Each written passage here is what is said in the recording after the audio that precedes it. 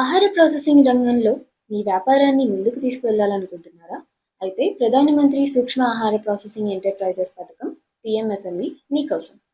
ఈ పీఎంఎఫ్ఎంఈ పథకానికి ఆన్లైన్లో ఎలా అప్లై చేసుకోవాలో తెలుసుకోండి. స్టెప్ 1. పీఎంఎఫ్ఎంఈ వెబ్సైట్ను సందర్శించండి. మొదటిగా మీ మొబైల్ లేదా కంప్యూటర్లో pmfme.mofi.gov.in వెబ్సైట్ను ఓపెన్ చేయండి. హోమ్ పేజ్లో పై భాగంలో కనిపించే లాగిన్ ఆప్షన్పై క్లిక్ చేయండి. స్టెప్ 2. సైన్ అప్ లేదా లాగిన్ చేయండి. ఈ పేజ్లో కొత్త వినియోగదారులు సైన్ అప్ బటన్పై క్లిక్ చేసి కొత్త అకౌంట్ క్రియేట్ చేసుకోవాలి. ఆల్రెడీ అకౌంట్ ఉన్నవారు యూజర్ ఐడి మరియు పాస్వర్డ్తో లాగిన్ చేసుకోవచ్చు. స్టెప్ 3. Registration page. రిజిస్ట్రేషన్ పేజ్లో ముందుగా లబ్ధిదారుడి టైప్ని ఎంపిక చేయాలి. తర్వాత మీ పేరు, మీ ఈమెయిల్ ఐడి, మీ మొబైల్ నెంబర్, మీ అడ్రస్, మీ రాష్ట్రం మరియు జిల్లా వంటి వివరాలను ఆధార్ కార్డులో ఉన్న విధంగానే నమోదు చేయాలి. అన్ని వివరాలు పూరించిన తర్వాత రిజిస్టర్ బటన్పై క్లిక్ చేయండి.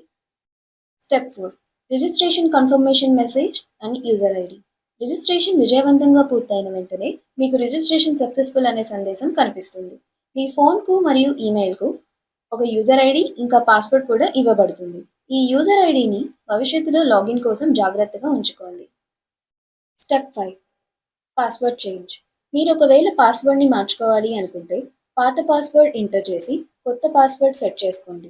అలా చేశాక కన్ఫర్మ్ చేసి అప్డేట్ పై క్లిక్ చేయండి. ఇలా మీ అకౌంట్ సురక్షితంగా యాక్టివేట్ అవుతుంది. స్టెప్ 6. ఇండివిజువల్ అప్లికేషన్లో పాత్ర ఎంపిక. ఇండివిజువల్గా అప్లై చేసేటప్పుడు ముందుగా మీ కేటగిరీని ఎంపిక చేసుకోవాలి. Option 1. Individual new food processing enterprise. కొత్త ఆహార ప్రాసెసింగ్ వ్యాపారం ప్రారంభించేవారు. ఇంతకు ముందు మీకు ఎలాంటి వ్యాపారం లేకపోతే మరియు ఆహార ప్రాసెసింగ్ రంగంలో కొత్తగా ప్రారంభిస్తుంటే ఈ ఆప్షన్ను ఎంపిక చేసుకోండి. Option 2. Individual existing applicant. Present business turn over more than 1 crore. మీకు ఇప్పటికే ఆహార ప్రాసెసింగ్కు సంబంధించిన వ్యాపారం ఉండి వార్షిక టర్నోవర్ ₹1,00,00,000 కంటే ఎక్కువ ఉంటే ఈ ఆప్షన్ను ఎంపిక చేసుకోండి. ఆప్షన్ 3.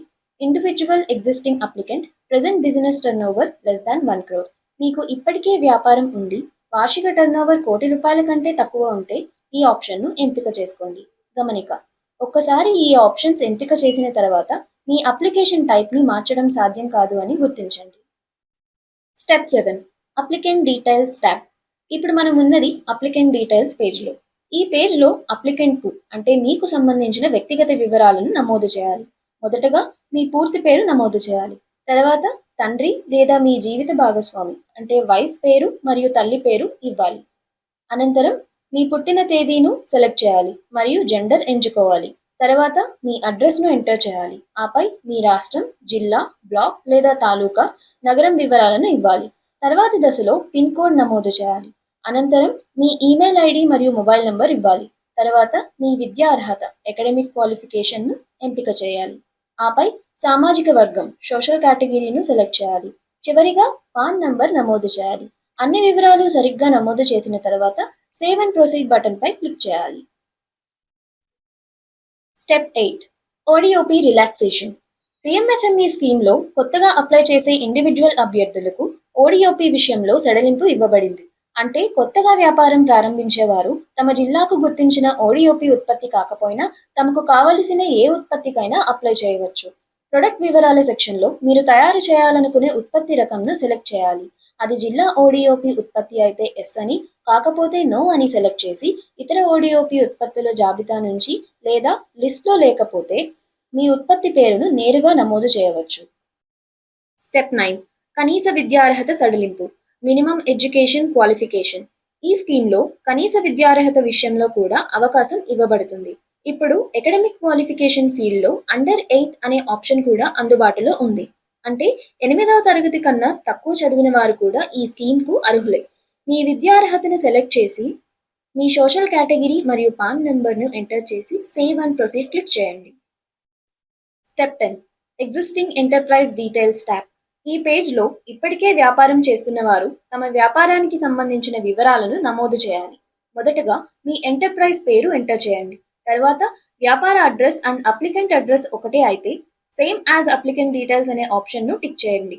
లేదంటే వ్యాపారానికి సంబంధించిన పూర్తి అడ్రస్ ఎంటర్ చేయండి. అనంతరం రాష్ట్రం, జిల్లా, బ్లాక్ లేదా తాలూకా, నగరం, పిన్ కోడ్ వివరాలు ఇవ్వాలి. తర్వాత వ్యాపార రకం లీగల్ స్టేటస్ ఆఫ్ బిజినెస్ను సెలెక్ట్ చేయాలి.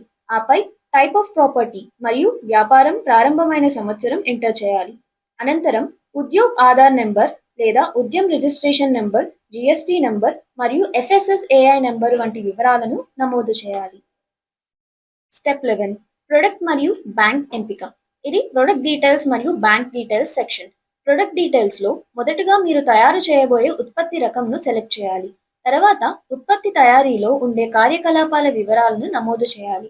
ఓడిఓపి ఉత్పత్తి కాకపోతే ఇతర ఉత్పత్తిని సెలెక్ట్ చేసి, లిస్ట్లో లేకపోతే ఉత్పత్తి పేరును నేరుగా టైప్ చేయాలి. అనంతరం గత ఆర్థిక సంవత్సరపు టర్నోవర్, ప్లాంట్ మరియు మెషినరీ పెట్టుబడి మరియు ముందు సంవత్సరపు వ్యాపార టర్నోవర్ వివరాలు ఎంటర్ చేయాలి. తర్వాతి భాగంలో బ్యాంక్ వివరాలు నమోదు చేయాలి. బ్యాంక్ డీటెయిల్స్లో మొదట ఐఎఫ్ఎస్సి కోడ్ ఎంటర్ చేయాలి. ఆపై బ్యాంక్ పేరు, బ్రాంచ్ పేరు మరియు బ్యాంక్ ఖాతా నెంబర్ నమోదు చేయాలి. అన్ని వివరాలు పూర్తయ్యాక తదుపరి దశకు కొనసాగించవచ్చు. Step 12, existing loan details page. ఇప్పుడు మనం ఎగ్జిస్టింగ్ లోన్ డీటెయిల్స్ పేజ్ని ఎలా ఫిల్ చేయాలో చూద్దాం. ఇక్కడ ఇప్పటికే ఉన్న లోన్కి సంబంధించిన వివరాలు నమోదు చేయాలి. మొదటగా బ్యాంక్ లేదా ఫైనాన్షియల్ ఇన్స్టిట్యూషన్ పేరును నమోదు చేయండి. తర్వాత లోన్ టైప్ను ఎంపిక చేయండి. మీ లోన్ మొత్తం ఎంత ఉందో అంత లోన్ అమౌంట్ని ఎంటర్ చేయండి. ప్రతి నెల చెల్లిస్తున్న ఈఎంఐ మొత్తాన్ని నమోదు చేయండి. ఈఎంఐ రీపేమెంట్ స్టేటస్ను ఎంపిక చేసి ప్రస్తుతం రుణస్థితి ఏమిటో లోన్ స్టేటస్లో ఎంటర్ చేయండి. రుణం తీసుకున్న సంవత్సరం, ఇయర్ ఆఫ్ అవైలింగ్ లోన్ను నమోదు చేయండి. లోన్ కాల వ్యవధి, టెన్యూర్ ఇన్ మంత్స్ నమోదు చేసి తర్వాత సేవ్ అండ్ ప్రొసీడ్ పై క్లిక్ చేయండి. Step 13, proposed business details. తదుపరి దశలో ప్రపోజ్డ్ బిజినెస్ డీటెయిల్స్ విభాగం ఉంటుంది. ఇక్కడ ప్రతిపాదిత వ్యాపారానికి సంబంధించిన వివరాలు ఎంటర్ చేయాలి. మొదటగా వ్యాపారం పేరు, నేమ్ ఆఫ్ ప్రపోజ్డ్ ఎంటర్ప్రైజ్ నమోదు చేయండి. ఆ తర్వాత ప్రతిపాదిత వ్యాపారం యొక్క అడ్రస్ ఎంటర్ చేయండి. స్టేట్, డిస్ట్రిక్ట్, సిటీ మరియు బ్లాక్ లేదా తాలూకాను సరైన విధంగా ఎంపిక చేయండి. పిన్ కోడ్ను నమోదు చేయండి. టైప్ ఆఫ్ ప్రాపర్టీను ఎంపిక చేయండి. ఈ ప్రాజెక్ట్ ద్వారా సృష్టించబడే కొత్త ఉద్యోగాల సంఖ్యను నమోదు చేయండి. ప్రాజెక్ట్ కోసం లభించిన మొత్తం భూభాగాన్ని మరియు ల్యాండ్ వాల్యూని పేర్కొనండి. అన్నీ పూర్తయిన తర్వాత తర్వాతి దశకు కొనసాగండి. Step 14, personal contribution and product choice. ఈ భాగంలో వ్యక్తిగత పెట్టుబడి మరియు ఉత్పత్తి ఎంపిక వివరాలను నమోదు చేయాలి. మొదటగా ప్రాజెక్టుపై మీ వ్యక్తిగత వాటాను అంటే పర్సనల్ కాంట్రిబ్యూషన్ ఇన్ పర్సంటేజ్గా నమోదు చేయండి. తర్వాత వర్కింగ్ క్యాపిటల్కు లోన్ అవసరమా, ఎస్ లేదా నోను ఎంపిక చేయండి. వర్కింగ్ క్యాపిటల్లో మీరు స్వయంగా పెట్టే పెట్టుబడి శాతం own contribution on working capital దగ్గర నమోదు చేయండి. తదుపరి ఉత్పత్తి రకం అంటే టైప్ ఆఫ్ ప్రొడక్ట్ బీయింగ్ మ్యానుఫ్యాక్చర్డ్ను ఎంపిక చేయండి. మీ జిల్లా కోసం రాష్ట్ర ప్రభుత్వం గుర్తించిన ఓడిఓపి ఉత్పత్తికి ఇది సరిపోతే ఎస్ అని ఎంపిక చేయండి, లేకపోతే నో అని ఎంపిక చేయండి. దాని కింద ఓడిఓపి ఐడెంటిఫైడ్ బై స్టేట్, రాష్ట్రం గుర్తించిన ఓడిఓపి ఉత్పత్తి పేరును నమోదు చేయాలి. ఇప్పుడు కుడి భాగంలో type of activities involved while manufacturing the product, ఉత్పత్తి తయారీ ప్రక్రియలో జరిగే కార్యకలాపాలను క్లియర్గా బాక్స్లో నమోదు చేయండి. అన్ని వివరాలు పూర్తయ్యాక సేవ్ అండ్ ప్రొసీడ్ను క్లిక్ చేయండి.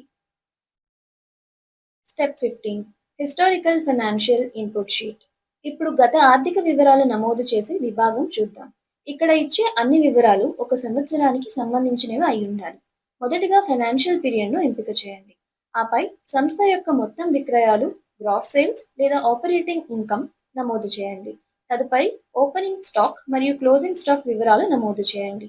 రా మెటీరియల్ కొనుగోలు వ్యయం, డైరెక్ట్ ఎక్స్పెన్సెస్, మెయింటెనెన్స్, రిపేర్ ఖర్చులు, అలాగే వేజెస్ మరియు ఓవర్ హెడ్ ఎక్స్పెన్సెస్ నమోదు చేయాలి.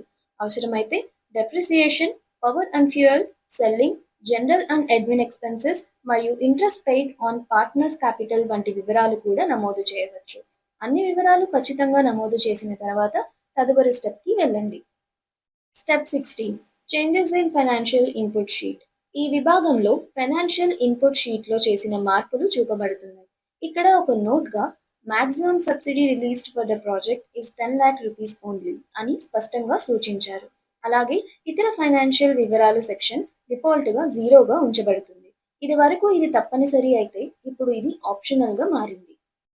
Step 17, machinery details. ఈ పేజ్లో యూజర్ మెషినరీకి సంబంధించిన వివరాలు నమోదు చేయాలి. మొదటగా టైప్ ఆఫ్ మెషినరీ ఫీల్డ్లో మెషిన్ పేరు లేదా మోడల్ వివరాలు నమోదు చేయాలి. తదుపరి క్వాంటిటీ ఆర్ నెంబర్ ఆఫ్ యూనిట్స్లో మెషిన్ల సంఖ్యను నమోదు చేయండి. ఆ తరువాత రేట్ పర్ యూనిట్లో ప్రతి మెషిన్ యొక్క ధరను నమోదు చేయాలి. అన్ని వివరాలు ఇచ్చిన తర్వాత యాడ్ బటన్ పై క్లిక్ చేయండి. Step 18 project financial input sheet. ఈ స్టెప్లో ప్రతిపాదిత ప్రాజెక్టుకు సంబంధించిన ఆర్థిక అంచనా వివరాలను నమోదు చేయాలి. మొదటగా బిల్డింగ్ డీటెయిల్స్ భాగంలో టైప్ ఆఫ్ బిల్డింగ్ను ఎంపిక చేయాలి. ఏరియా ఇన్ స్క్వేర్ ఫీట్ నమోదు చేయాలి. రేట్ పర్ స్క్వేర్ ఫీట్ విలువను ఇవ్వాలి. తర్వాత మెషినరీ విభాగంలో టైప్ ఆఫ్ మెషినరీ, యూనిట్ సంఖ్య మరియు రేట్ పర్ యూనిట్ నమోదు చేసి యాడ్ పై క్లిక్ చేయండి. కింది భాగంలో pre operative cost, furniture and fixtures, contingency లేదా మిసిలేనియస్ ఖర్చులు అవసరమైతేనే నమోదు చేయాలి. వర్కింగ్ క్యాపిటల్ విలువ ఆటోమేటిక్గా లెక్కించబడుతుంది. Step 19 lending bank section. ఈ పేజ్లో యూజర్ బ్యాంక్ వివరాలను నమోదు చేయాలి. మొదటగా ఐఎఫ్ఎస్సి కోడ్ టైప్ చేసి గెట్ డీటెయిల్స్ బటన్ పై క్లిక్ చేయాలి. సిస్టమ్ ఆటోమేటిక్గా బ్యాంక్ పేరు, బ్రాంచ్ పేరు మరియు ఐఎఫ్ఎస్సి కోడ్స్ చూపిస్తుంది. యూజర్ అవసరమైతే ఒకటి కంటే ఎక్కువ బ్యాంక్ అకౌంట్స్ కూడా లింక్ చేసుకోవచ్చు. డీటెయిల్స్ అన్నీ సరిగ్గా ఎంటర్ చేసిన తర్వాత సేవ్ అండ్ ప్రొసీడ్ పై క్లిక్ చేయాలి. Step 20 mandatory and optional documents. ఈ స్టెప్లో డాక్యుమెంట్స్ని అప్లోడ్ చేయాలి. మొదటగా తప్పనిసరిగా అప్లోడ్ చేయాల్సిన డాక్యుమెంట్స్ చూద్దాం. అడ్రస్ ప్రూఫ్గా 2 నెలల లోపు యూటిలిటీ బిల్ లేదా ట్యాక్స్ రసీదు వంటివి పెట్టండి. గత 3 సంవత్సరాల ఆడిటెడ్ బ్యాలెన్స్ షీట్ మరియు ఐటీఆర్ని పెట్టండి. పరిశ్రమకు సంబంధించిన లైసెన్స్ కాపీ, ఉదాహరణకు ఎఫ్ఎస్ఎస్ఏఐ, కాలుష్య నియంత్రణ అనుమతి, ఈఎస్ఐ మొదలైనవి పెట్టండి. జిఎస్టిఐఎన్ నమోదు సర్టిఫికేట్, గత ఆర్థిక సంవత్సరాల జిఎస్టి రిటర్న్స్ పెట్టండి. ప్రతి డాక్యుమెంట్ పక్కన చూస్ ఫైల్ ద్వారా డాక్యుమెంట్ని ఎంపిక చేసి అప్లోడ్ పై క్లిక్ చేసి డాక్యుమెంట్స్ అప్లోడ్ చేయండి. కింద ఉన్నవి ఆప్షనల్ డాక్యుమెంట్స్, అవసరమైతే మాత్రమే అప్లోడ్ చేయండి. ఇందులో గ్రూప్ లేదా సిస్టర్ సంస్థ balance sheet, insurance copy, stock statement, loan statement వంటివి ఉంటాయి. Step 21 declaration and final submission. చివరి స్టెప్ డిక్లరేషన్ సెక్షన్.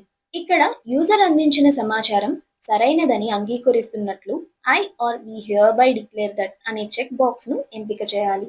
తర్వాత అదే పేజ్లో ప్లేస్ ఫీల్డ్లో స్థల పేరును నమోదు చేయాలి. అన్ని వివరాలు పూర్తయిన తర్వాత ఫైనల్ సబ్మిట్ బటన్ పై క్లిక్ చేసి మీ అప్లికేషన్ని సబ్మిట్ చేయండి.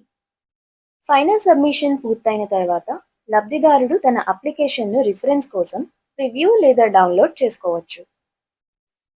మరిన్ని వివరాల కోసం జిల్లా స్థాయిలోని డిఐసి కార్యాలయాలను మరియు రాష్ట్ర స్థాయిలోని తెలంగాణ ఫుడ్ ప్రాసెసింగ్ సొసైటీ TGFPSను సంప్రదించవచ్చు.